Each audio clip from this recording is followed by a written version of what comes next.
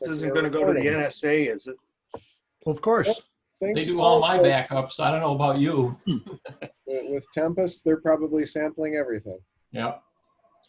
Okay, so prior to this, an email was sent out with a homework assignment on it. And so I'm just going to briefly talk about what the homework assignment was and make sure that you're up to date with what you needed to have done. I'm going to go to a share screen here, I think. Share that ugly purple one. Now, the reason it's a purple one, this machine that you're seeing, this screen, is actually on another computer. I use a little product called No Machine to tie all my computers together in the shack. And I use different background colors so I keep track of who's got what screen on what. This is one of those little HP 8300, $125 PCs. You're sharing a blue desktop. Which one are you seeing? The blue desktop. You're not seeing my, you seeing this? Or are you seeing this? What you mean by this? I'm sorry, do you see a PDF file? No. No. Or do you see an N1MM logger screen? I see a PDF file. SLAARC Field Day 2020 Station Configuration Workshop. Okay, well, that's my cheat sheet so I don't forget what to talk about. Just a minute. The other one's right there. Let's go back here, share the screen. Share screen 2. Share. There we go. Okay, is it ugly enough now? Yes. Terrible. So the homework assignment was for you to go off to the N1MM logger website, download 2 files, the full installer and the latest update, and install those. Was everyone successful in doing that? Yeah. Let me reword that. Was anyone unsuccessful? No. Good. Okay. So I in fact haven't done it on this machine yet, thinking somebody would have had trouble. So I'm just going to go real quickly through what this is all about. Click, click, click, do it. Yes, I read the instructions, and yes, of course I agree, and now it's installed. So it'll take a little second. So Larry, I thought that you said that the main install, the full install, automatically puts in the update. I thought that's what you told me. I never would have said those words. Okay, so you do have to do the full install and then the update. Yes, Okay. you do. All right. Will there be another update coming? Yes. Okay. We do a release every Tuesday, and there's always a little refresh in there. When we publish the update, we mention what's in there, and you could look at that and go, oh, there's nothing in there I care about. Usually they're very innocuous, and we just tell everybody, go ahead and do it. Just stay up to date.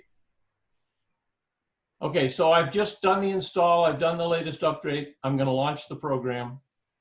It comes up, it gives me a notepad thing of what the changes were.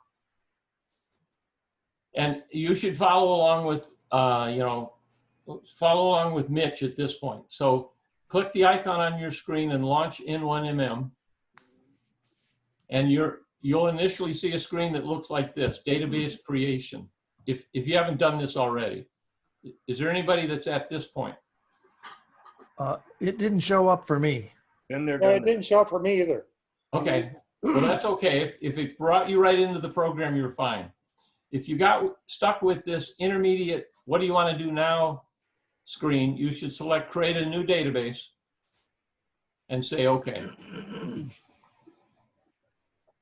And it'll say it's logging some files.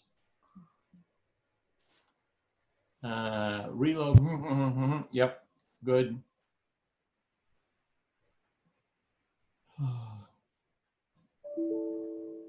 You get spanked a little bit. It says make sure you set your station info, and that's what we're going to do as the first exercise, is make sure you've all got the correct station information. If you're just getting started, it's asking you for the default name of a database. The default name is ham.s3db. If you'll just say save, you're all set and ready to go. You get told again, set up your station information.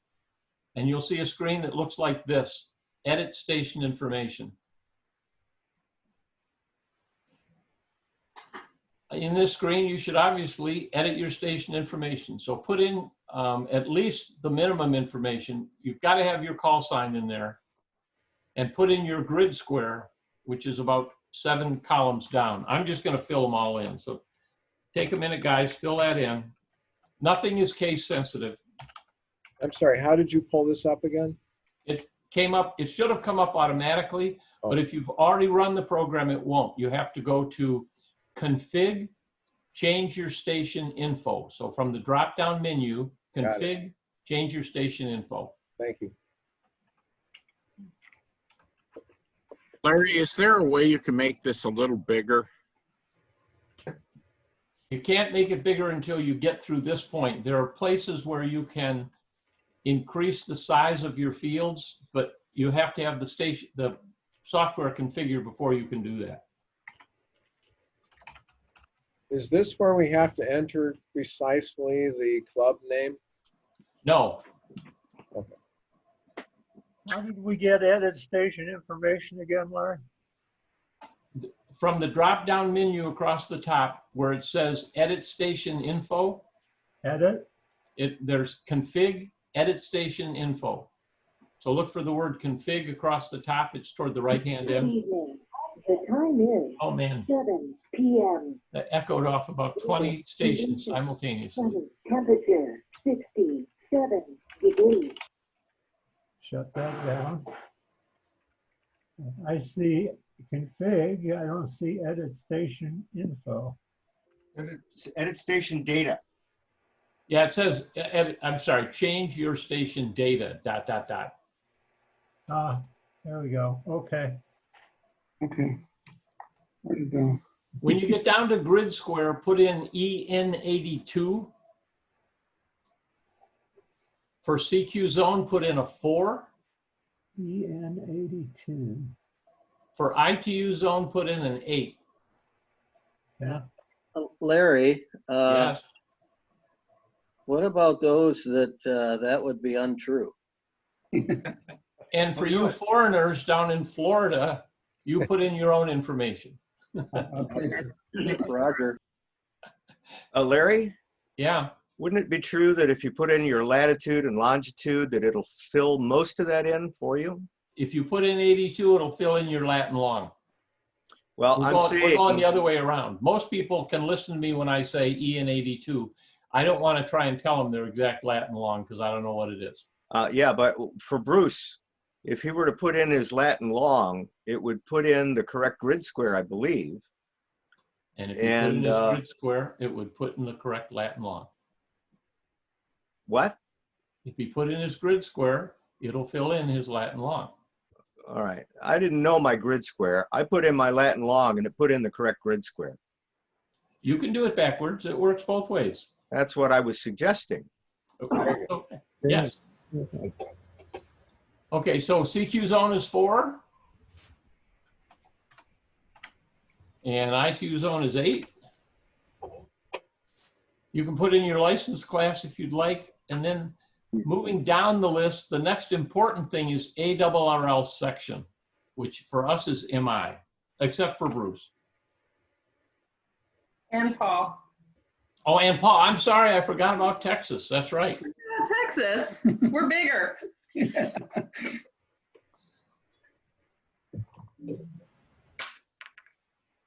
And club, Steve, you asked about or somebody, maybe it was Jerry, asked about filling in club here. We don't know what that is yet, but when Eric comes back to us with the correct information to put here, this is where you will put in the club information, your club affiliation.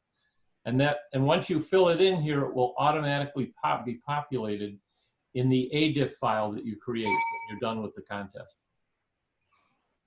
Yeah, it's very important to get the spelling exactly the same, right? Yeah, and that'll be the exercises. Make sure you get it exactly the way Eric provides it so that we all get added together. And is it upper lower agnostic, or do you have to follow the upper lower that Eric gives us? I would suggest you follow upper lowercase. I don't know how sophisticated the ARRL log handling will be. I just don't know, Mike. All right, thanks. I just pulled up the field day entry site that they already have it updated. There is a second line in there where it says group or club name, club or group name. We'll have to fill it in twice for everyone. Oh, on the submission, on the web page submission? Yeah, when you go to this web page submission, it will ask for the club name again. Okay, Eric, does that submission page just want to copy paste out of a log, or does it want you to attach a file? It wants hang on here. You can upload manually, or you can do hang on. You have to enter it manually, and then you have to upload a however you say it, Carabo file. Cabrillo file, yeah. Carabo file. Yeah. All right. Yeah. I wasn't prepared to get that far into the instructions, so when you provide the information about the club name, we'll have to be sure to include the log submission details. Okay. Take their log and submit it. So if you put that on your tick list of got to be in the instructions, we'll have to do that. Okay, when you're done with that, you can just hit the OK button, folks. We can just have another Zoom meeting and coordinate that, right? We can do that. Well, John, Okay, so at this point, you should be staring at a screen that looks kind of like mine with a window that's we call the entry window and a log window. The log automatically opens every time you open the launch the program. I'm going to spread this entry window out a little bit to make it a little bit easier for me to read and everything. So you can expand the entry window for yourself.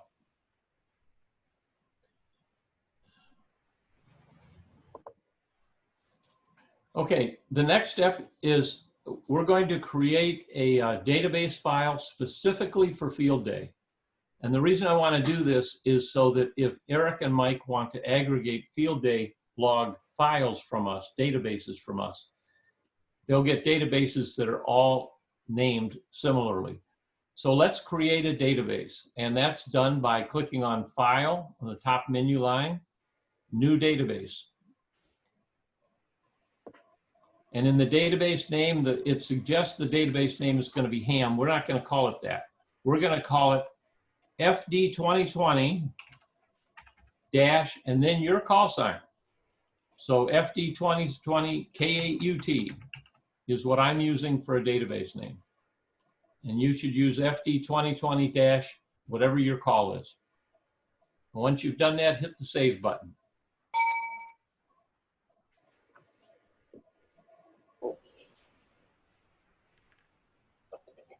Everybody with me? Mine didn't go ding. Yeah, I don't know who's digging, but that's very nice. I don't get dings at this end. So you'll notice in your logbook that the top of the logbook now lists the database into which you will be recording QSOs. This log at the top, the log window now says FD 2020-K8UT. But all we have is a database. We don't have a contest log yet. So the next thing we want to do is we want to put a contest log into this database. Think of databases like file drawers. All we've got is a multi-drawer file cabinet that you can pull drawers open. Logs for individual contests, you can have as many contests in this file cabinet as you want. So let's create a log for the database. Click again on File, and the first choice there is New Log in the Database. Click that button. Brings up a daunting dialog window. The top thing says log type. If you click the down arrow button, you'll see a list of approximately 482 contests that N1MM supports.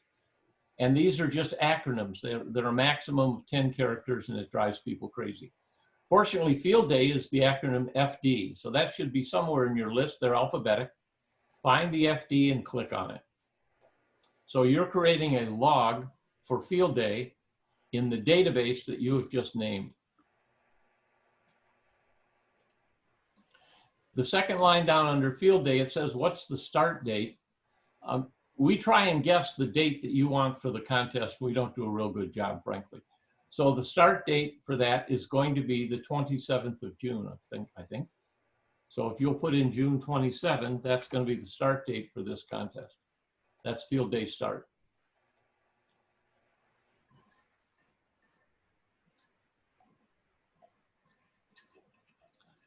And click OK.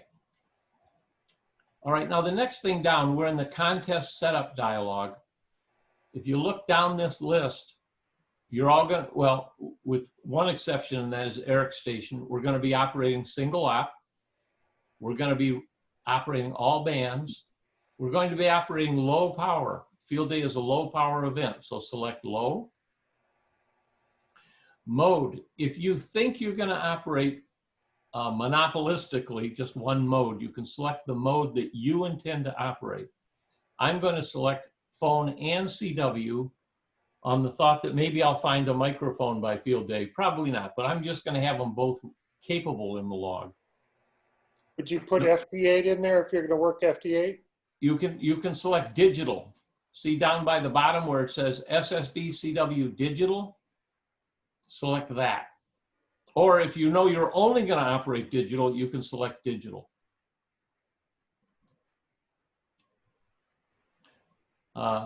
Looking down through the list, no overlay, you're going to be a fixed station, you're not a roaming station. You'll be operating assisted. You have one transmitter. Okay, the sent exchange. What are you going to send as your exchange in the contest? N1MM has already picked up your section, but you're not a 1 alpha, you're a 1 delta. So change that to... Or we don't have to operate assisted, do we? No, there's no requirement that you do. What do you mean by assisted? Well, I'm going to show you how to set up the packet spots as part of this demonstration. And if you're using packet spots, you're assisted. If you're using packet. We'll get to that. So 1DMI, the operator is going to be me, K8UT, or you, whoever you are. And when you get to that point, you can say, okay. Any questions or anybody having trouble on this page? Well, this is going to be recorded though, right? This is being recorded. There is a feature I want to show you on this page that I think is pretty slick, and that is for whatever contest you select, we have an online lookup feature where you can say show setup, where if you click on this, it will automatically launch a browser and take you to the place in the 900-page N1MM logger instructions that gives you the instructions for how to set up this contest. There's also a link here where if you click show rules, it will launch a browser and it will take you to the contest sponsor's rules for that particular contest. So if this is just for future reference, but when you use this and you're setting up a contest, these are a couple of real handy links to say, okay, how do I set this thing up, or where is the sponsor's rules? And it will take you exactly to those two locations. Those are two real handy, slick little buttons, and I programmed that. Okay, so click the OK button and close this screen. I'm going to close that browser window. And we now have a log that's set up for ARRL field day in this database. I want to take just a minute and talk for a second about the anatomy of the entry window, because this is really the key. This is where you do all your work. Obviously, this is where the call sign of the station you're going to work is entered. This is where you'll enter the class of the station, like 1 Delta. This is where you'd enter the section, which is MI. Over here on the, is there a question? Yes, sir. I have a question. Yes, Bruce. For the sent exchange, I tried to enter 1 Delta and it keeps returning to 1 Alpha. Huh? Wait a minute. Let me make sure that. Right here, you put in what did you put up for power? Did you have the same category for power? Single out.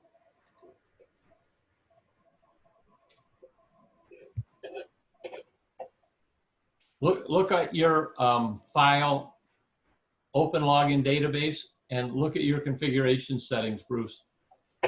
You may have a setting there that's driving you to 1 alpha.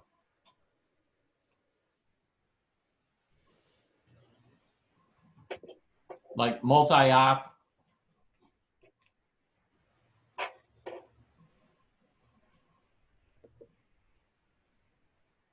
Bruce, you're muted.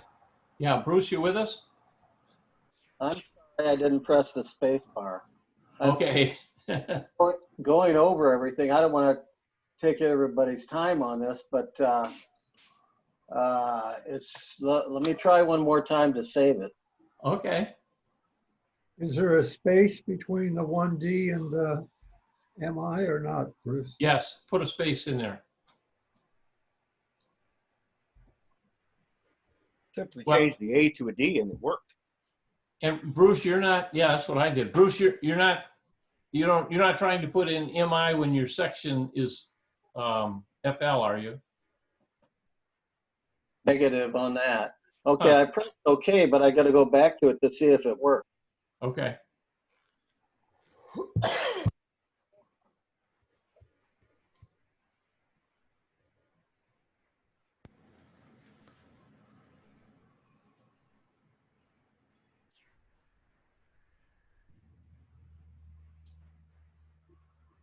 We'll do this later. I don't want to monopolize it. All right, Bruce, you and I can take that offline. Yes, yes, sir. Thank you. Okay, so let's back to the anatomy of this window.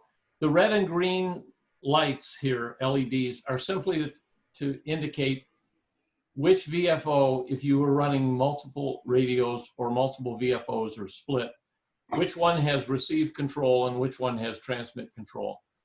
You're in either run or search and pounce mode, which means you're either calling CQ and running. And if you watch the video as part of the homework, you understand the difference between run and search and pounce, or you're in search and pounce mode. If you start calling CQ, as in CW calling CQ, if I were to click this right now, the program will automatically put you in run mode. Simply by definition, if you're calling CQ, you're running. These two rows here are the function keys that are defined, in this case, to send CW. And across the bottom are what we call the action buttons to perform, common operations. Just a second, I'm looking at my outline. What I want to do now is I'm going to go from this example HP 8300 screen, since you're all with me and this is all working, to my operational station because it has a radio connected to it, and I want to talk you through connecting your radios. So hold on just a minute. I'm going to dump this screen and go to another one. Do I want to exit? Yeah, get me out of here.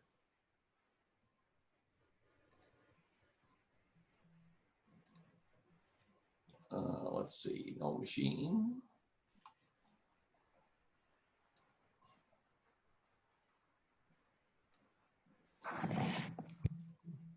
Okay, so now I'm going to launch N1MM on my live station.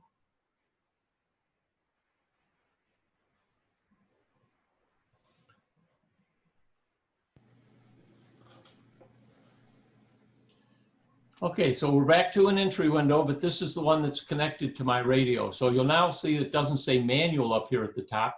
It knows I'm in CW mode. It knows I have an Elecraft K3, and it knows right now I'm using VFO-A, and it knows what frequency my radio is on. This is one of the biggest benefits of having your radio directly connected to the logging program, because as you change frequency or bands, the radio tracks it. Or if you turn the dial on the VFO, the program tracks what the radio is doing. How do we make that work? Well, if you go to file, if we go to config, go to what we call the configurer, which is the Uber configuration point of the whole world. Click on that, and it brings up this configurer dialog window. The first tab in the dialog window is hardware. This is where we'll spend most of our time for the next few minutes. N1MM has an extensive list of supported radios, and it's on the N1MM website under N1MM documents supported radios. So if you were to follow down the cookie trail to get to supported radios, you'll come to a page that lists all the radios that we support. And if you click on a particular radio, it'll tell you what the connections are and the settings to connect to that particular radio. So in my case, I have an Elecraft K3S. If I click on K3S, it takes me to information about hooking up a K3S transceiver to N1MM logger. You can follow and do the same thing right now for your radio. So open your browser, go to n1mm.com. You'll be transferred off to this particular web page. Looks like this. I'll wait till everybody gets there.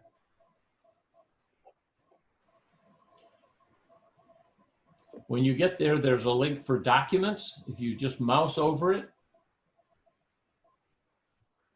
One of the nice things I like, the first choice under documents is documentation at a glance. If you click at that, you get a list on the left of all the chapters in the documentation and all the sections of all the chapters.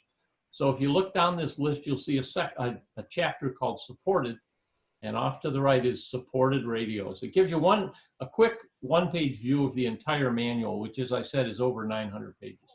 So if you click on supported radios, it brings you to this list of our supported radios. Find your radio on this list and click on it.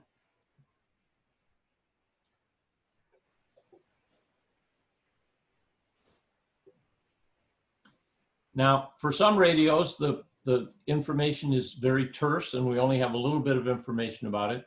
And for other radios that are more complicated or have built-in codecs or have built-in digital support, the supported radio information can be, pages and pages long. So I can't predict what you're seeing for your own individual radios. Let's first do a little poll. Is there anybody here that doesn't have a connected radio to their computer? Are you all radio connected? Yes. Okay, I hear no no's. Okay, so the first thing we need to do, let's look back at the configurer in N1MM. The first thing we need to do is to find the port to which our radio is connected. So you have your radio, unless you're TCP/IP connected like Bruce may be with a Elecraft, your radio may be connected with a conventional COM port. The scroll down button, if you hit the scroll down button, will display all known COM ports that we find on your computer. So you'll see I have a list here. I've got about a dozen COM ports of mine. And I happen to know that COM 11 is where my radio is plugged in. If you're not sure which one of these is really you'll need to use Device Manager in Windows to figure that out. Is there anybody that doesn't know what COM port their radio is on? Nothing heard. Okay, so you select the COM port, and then you move over to the radio column, and you select the radio that you own. In my case, an Elecraft K3. I'm going to be sending CW with this radio, so I have the CW and other column checked. And as soon as I do that, I'm moving over to the Set button, which will allow me to define the parameters for the COM port. Now, these parameters are probably defined in the browser window that I just had you open. So when you look at the browser window for your particular radio, there's probably information. I'm sure there's something in here for the K3, but there should be information in there that says, use this baud rate, use this parity, use this stop bits. So click the Set button. It brings up a subordinate communications port window. And this is where you fill in the information that has to match the information in your radio. So you need to know what baud rate your radio is talking at, or obviously these two will have a communications failure. And that information is probably displayed for you on the website, although not every time. Is everybody doing okay with this, or is somebody stuck? I heard a noise, but talk more. Okay. All right. So once you get that set up, click the OK button. And then click OK again. And the configurer will run off and talk to your radio. And if that was successful, when this window closes, See you guys. the top of this title window should now match whatever you're doing with your radio. So if you spin the dial, I'm doing it now.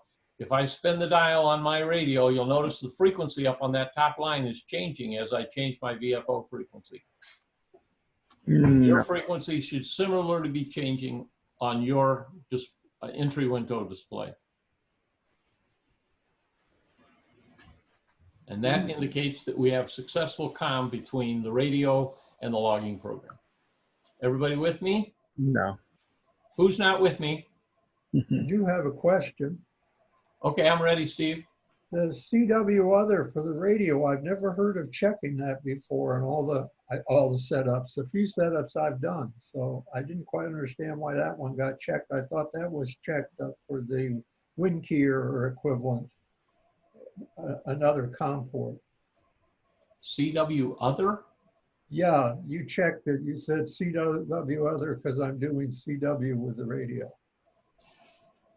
No, I'm not. Let me back up. When I said I'm doing CW with the radio is doing the transmitting, but the radio is not creating the CW.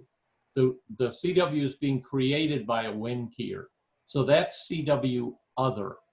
There are some radios that generate CW by themselves. They have a WinKeyer or the equivalent built into them.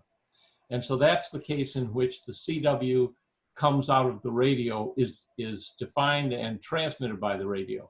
But with the WinKeyer, the CW is actually coming from another port and another device, like a Morty or a WinKeyer. Right. I've just never checked that before, and it's always worked fine in CW. So I was curious about why you said that. Huh. Mine is not set up that way. My CW other is checked for the COM port that the WinKeyer is on. Correct. That's the way mine's set up. But that's not what you did. It's not what I just did? Yes. I actually didn't discuss that. Right there, you said that I'm going to do CW, so I'm going to check the CW other. The first line, COM 1. Yeah. This is for my other stuff. This is not for actually CW. Okay. My CW is actually, my station's kind of complicated, but I actually generate CW on COM 8, as you see as this third entry here, which is my WinKeyer. Actually, Morty. Right. Okay. So since all right. Another question, Steve? No, what I was going to say is since we don't have other stuff, we wouldn't check that. No, you wouldn't need to check that. Okay. On mine, it only showed like one COM port. Is that okay? Yeah. So I noticed you had 3 COM ports there. If you only have one COM port, I mean, it's telling you what you've got in your computer. So if you only have one USB port or one real serial port, it's telling you what it found. Yeah, on mine, it's COM port 3. Okay, that's fine.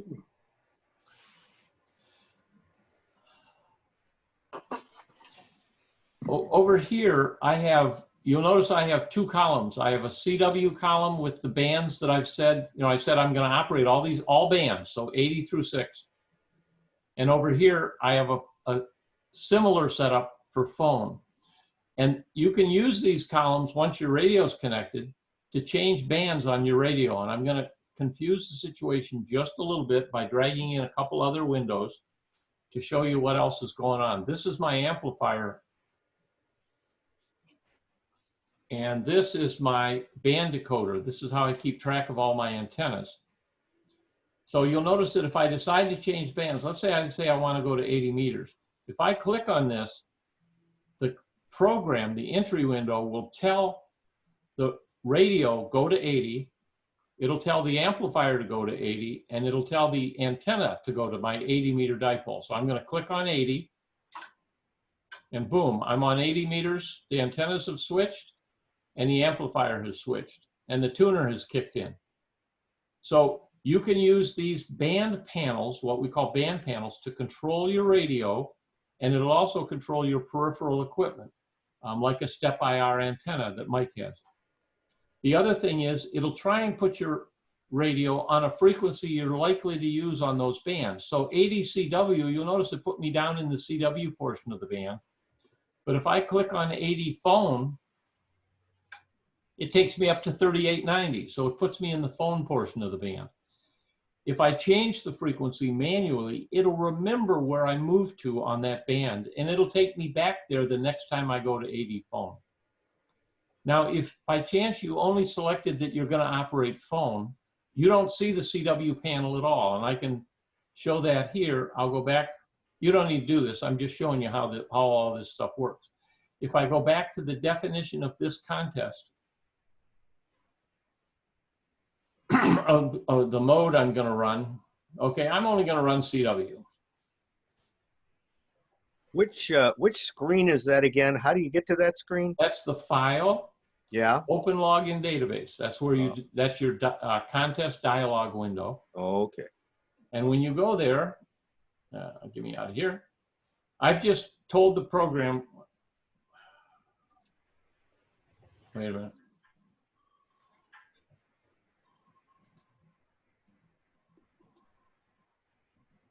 I just hit a button that closed the program by mistake. Hold on a second. Okay, where are you? Here we go. I told it I'm only going to run CW. Now I only have one band panel.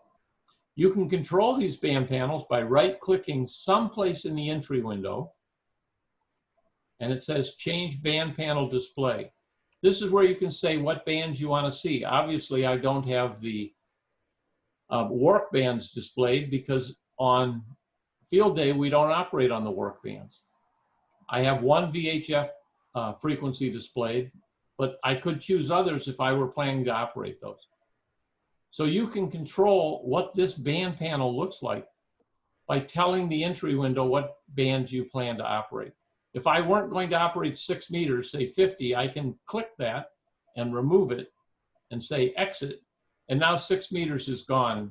It just cleans up your display a little bit. So that's one of the ways you can navigate this window. The other thing is all of these function keys, if I right click, and you can try this if you're in CW, if you right click on this, you will bring up the CW function key editor. And this is where you can modify the function keys for what you're going to send when you send CW. This also works on phone if you decide to use a voice keyer. So if you decide to record your voice and automatically send your reports and automatically call CQ from recordings, you can do that. That is beyond the scope of this introductory video, but it can be done.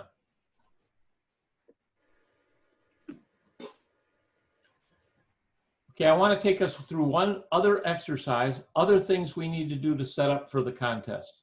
So there's a tools drop-down menu. Let me uncomplicate this, our lives, to get this junk off my screen here. Get rid of this, get rid of this, get rid of this.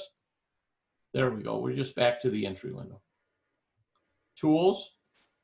There are a number of things you can download from the website that will prepare you for field day, and we're going to do them right now so that you're ready. So a SuperCheck partial file called an SCP file or a master. If you'll scroll down to that and click download and install, it downloads and installs a list of known call signs on the whole planet, so that when you're typing a call sign, it'll recognize that call while you're entering it. What was that we clicked on, Larry? Download and install tools, the Right. tools menu, tools, download and install latest check partial file. Got it, thanks. And we're going to do it again. Tools, download and install. We're going to install the latest PDF file. So you'll have the manual locally to you. You don't have to go out to the website and get it. It'll be installed locally. Click on that. This will take a few. If we all do this at the same time, we can melt down the website. Okay, so we get the file. Okay. Next one down, we don't want to install a language pack unless you don't speak English as your native language. But the other one we want to install is the latest country file. So go down to about 6 items down, download and install latest country file. If you happen, and you don't have to follow this one along, but you can download and install language packs. N1MM now has multilingual capability, and you can download and install about 8 different popular languages to run other than English. It's really pretty slick. And these are all done by volunteers. We've got volunteers on the ground in those countries that do that. So you've now set up your station with all the local data that you need. Let me look over here at my outline, make sure I'm getting everything done. The last setup that we want to do is the Telnet window, and then we're going to practice. So we want to open the Telnet window. Click on the window button. This is a list of all the auxiliary windows that you can open in N1MM. There's over a dozen of them here, obviously. And some of these will make sense to you and you'll want to use. There's a wonderful CW Morris Trainer program that's built into this and some other tools. What we want to do, these are in alphabetic order. We want to scroll on down to the Telnet window. And I already have it so that auto connects to a Telnet site, and I'm getting packet data already coming into my PC. You may not have that happening. So I'd like you to go up to under where it says clusters, click on clusters.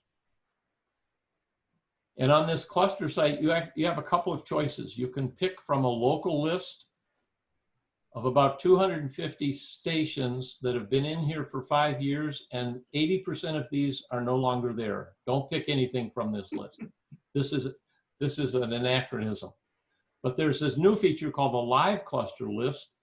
Select North America only. We only want to see clusters that North American stations are using. Click the down arrow. We're going to melt the server down again.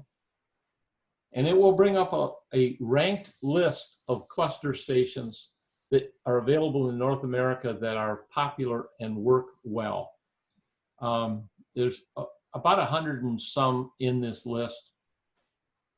And the numbers at the end are significant. They tell you how many people have reported that they're using that cluster, that site, and what their success rate is. In other words, 94% of the time people get connected to this one, 86%, 82%. Not sure which one you want to pick here. A very popular one, and the elephant in the room, is VE7CC. You'll notice that they have 6,303 people that are using that site. And if you want to start out, I'd start out with that one. We can all melt his website down for a minute. Which one? VE7CC.net. These are in alphabetic order. Letters phonetically. Hold on. Sorry. Hello? Say the name phonetically. Victor Echo 7, Charlie, Charlie. Thank you.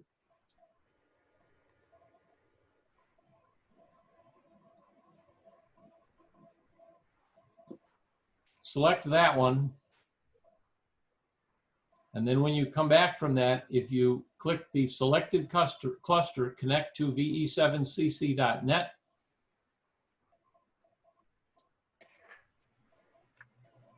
You should start getting packet lists from the site.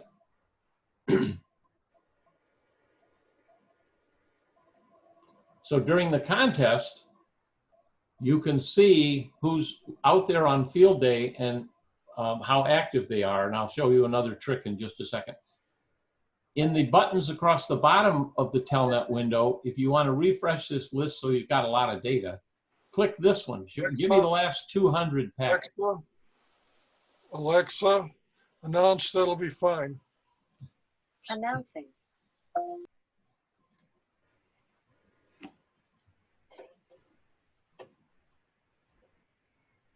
Now to show you the value of the cluster list, the packet list, if you'll go to another window, click on band map.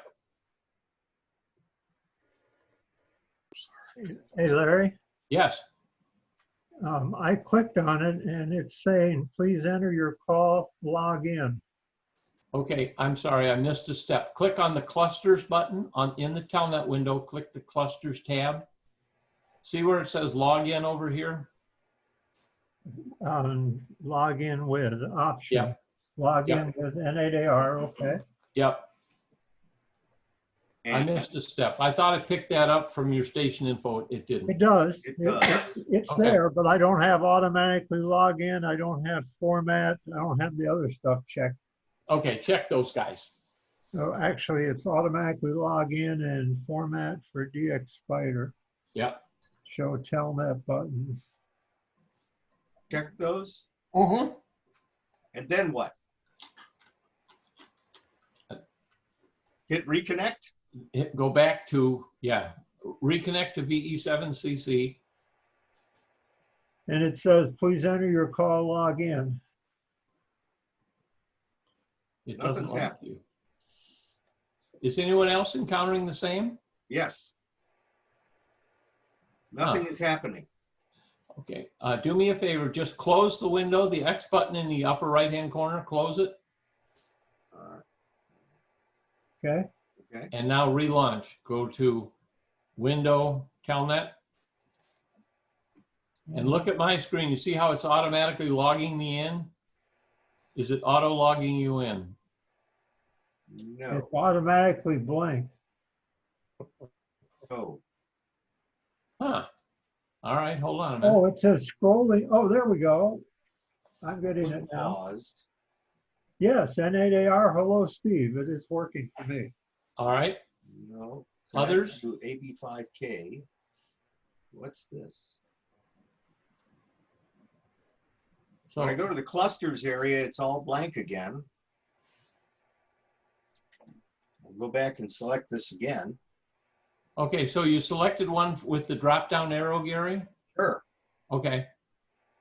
And then you push the selected cluster button at the bottom that says connect to it. Error occurred. All right, here we go. There we go. Okay. Now, this live cluster list is truly live, and that is that it collects data every time somebody opens this window, including you. And it keeps track of when you fail and when you succeed. So it is a live list of 50,000 of the most recent connections. So it gives us data. The oldest data is about 2.5 weeks old. That's about 50,000 connections in 2.5 weeks. So it is valid and data that's reliable, or at least as reliable as crowdsourcing can get. So this is crowdsourced data that we're collecting here. That's pretty cool. So what we're hoping to do is spot a contact that we have not made yet. That's correct. And so if you look in this other window, which is the, I gotta find some active stuff. We opened a new window. Is that what you just did? I went to Windows, Band Map. Band map, okay. And then I'm going to go to an active band. Let me go. I'm going to take my radio to 20 meters. My Telnet window does not have the same options on the bottom at all that yours does. That was a choice in that other, in the clusters window to show those buttons. Go back to clusters, show Telnet buttons. See this choice? Was that Bruce asking that? I've got that checked. Show Telnet button. Okay, and then when you go to this, the first tab, you don't see these buttons across the bottom? No, mine are blank too. I see them, but not the same ones you have. Yeah, mine are different than yours. I might have done some of these manually. Mine These are says buy, CONN. These are configurable. Don't let me confuse you with these. I don't want to head down that rabbit hole right now. Mine are CNN, MSNBC, Fox. All right. The point I'm trying to raise is if you look in your band map window, like right now, I'm on CW, you'll notice that these call signs that are arriving in packet are showing up in my band map window. I can see stations that are available to work. Once I work these guys, they're red to say they're a mult. Once I work them, they go gray, and I know I don't need to work them again. So you can look at this panel on the left-hand side and look for stations you haven't worked before. I can decrease the size of the panel or increase the panel by scrolling in that window. But you can see who's out there for you to work. And if you click on them, it'll take your radio to that frequency so you can work them. Pretty slick stuff. Yeah. Okay, so that's the band map window. And there's a video about the band map window. If you want to look at, there are videos you can watch about this stuff. Yeah, I'm on 20 meters on my band map, and I'm showing like one call, and you've got a whole list of calls there. That's because I told the cluster to hand me 200, the most recent 200. Sucks to be you. You see the top line? Go back to your Telnet window, Bruce. You see the top line where it says type up here? The Telnet window. You can type a command at that point. Okay, I see that, yeah. Type this command, sh/dx/200. You're telling the Telnet cluster that you're connected to, give me the last 200, and hit return. What?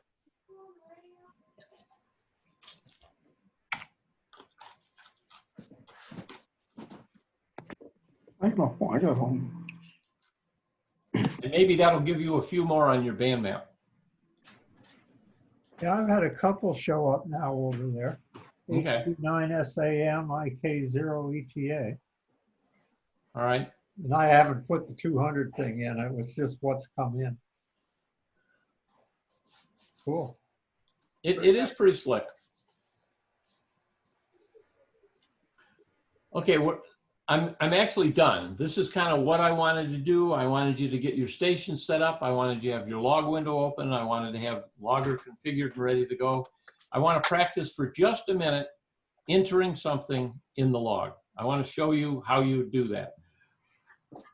So if you put your cursor in the entry window, you'll notice here, this is what we call the on-deck circle or the call frame. See where it's got a call sign in there? The reason it's there is because I have my frequency set at this guy's frequency. So the program says, you probably want to work this guy because he's up here. But let's say that's not who I'm going to work. I want to work W8NN. I type in his call sign. And if I hit return, I'm in CW. I will send CW to calling Bill. I think so, just a minute. I've been messing around so much with stuff. Hold on. Why would it send that, Larry? You're in S. Oh, because you're in S&P? I'm actually not in intersends message mode, which I'm used to doing. So at this point, if I were to type Bill's call sign in there and call him with my call sign, F4, I don't know if you can hear my monitor tone. Mm-hmm. Yes. So this is me calling Bill. And if Bill were to come back to me, the way to move between these sections, these fields, is the space bar. Remember, space bar is your friend. If I press space bar, I move over each time I hit space bar. That's the best way to navigate through the fields. If Bill happens to be a 1D MI, as soon as I type 1D, the program says, okay, I got a class, and then I just type MI. So I just type what he sent me, 1D MI. And if I hit the return key, I send automatically, I sent Bill my exchange, and it logged it. So look up here in the log file.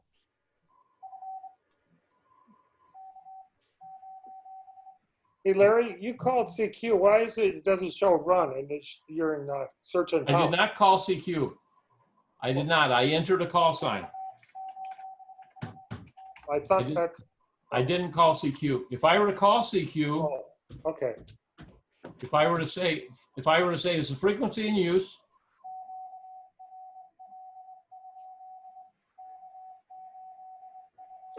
Gotcha. The second I do that, I'm now in run. I'm ready to call CQ.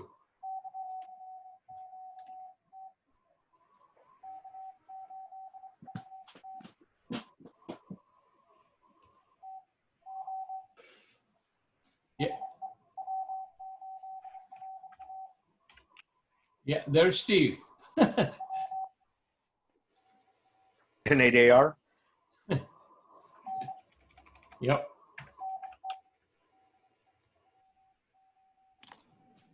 Yeah, there's Bruce, W8RA.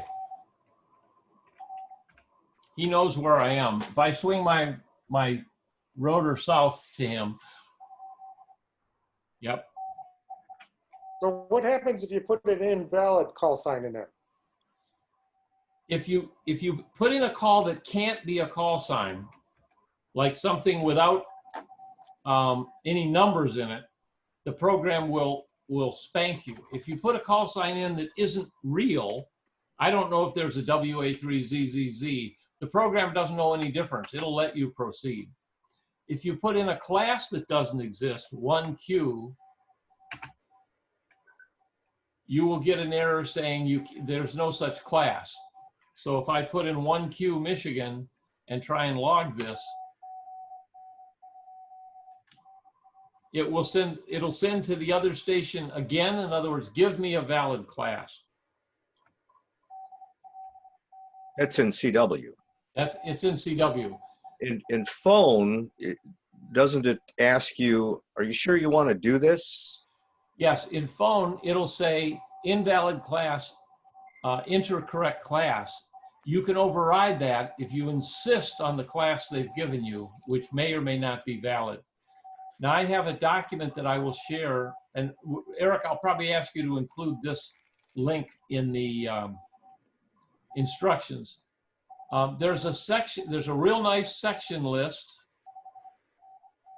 out on the ARRL website that lists all the valid sections for the ARRL. So these are all valid sections. These are what people could send you, not the Mexican stuff, but everything else are valid sections. There's also a very nice map of the sections on another website. This is a link that I dug up. These are where the sections are. I had never even heard of GTA. This is Greater Toronto Area. That's in Canada. But you know, Ontario has now been divided into Ontario North, South, and East. And so there are different sections in here. So this is a map of the valid sections. And you might want to have this sitting next to your station while you're working. I found these to be pretty handy. And I'll send these links to Eric, so when he sends out the update, we can also include these other helpful links. Larry? Yes. I've got a question about the windowing. Is there something that causes the windows to lock to certain areas? How do I turn that off? You go into config, manage skins, colors, and fonts.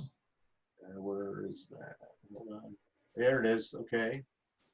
And in here is where you can set all the colors and how large the fonts are. You can play with this forever. But down here at the bottom is a checkbox, snap windows to edges.